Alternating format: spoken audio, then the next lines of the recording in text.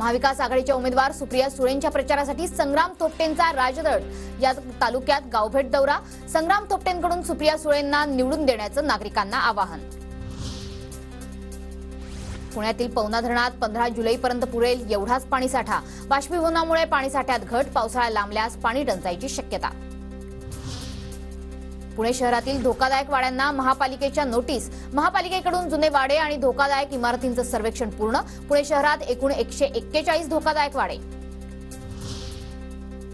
पिंपरी चिंचवडमधील 300 पेक्षा जास्त मालमत्ता धारकांचे नळजोड खंडित। पाणीपट्टी वसुलीत पालिकेची कारवाई। 78,57,00,000ची पाणीपट्टी वसूल।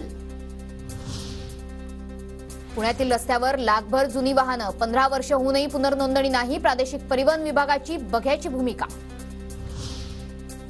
फुकट्या रेल्वे प्रवाशांवर पुणे रेल्वे विभागाकडून दंडात्मक कारवाई। विना तिकीट रेल्वे प्रवास करणाऱ्या प्रवाशांकडून 2,14,00,000 रुपयांचा दंड वसूल। आगामी लोकसभा निवडणुकांच्या पार्श्वभूमीवर पुणे पोलीस आयुक्तांकडून 39 आरोपींवर मोक्का। आतापर्यंत एकूण 396 आरोपींवर कारवाई। केंद्रीय मंत्री कपिल पाटलांनी घेतलं खंडेरायाचं दर्शन। जेजुरी देवस्थानातर्फे कपिल पाटलांचा सन्मान। पुण्याच्या आंबेगावमधील महिलांचा दिलीप वळसे पाटलांच्या प्रकृतीसाठी रुद्राभिषेक। वळसे पाटील लवकरात लवकर बरे होण्यासाठी स्वयंभू राजा हरिश्चंद्र महाराजांना रुद्राभिषेक।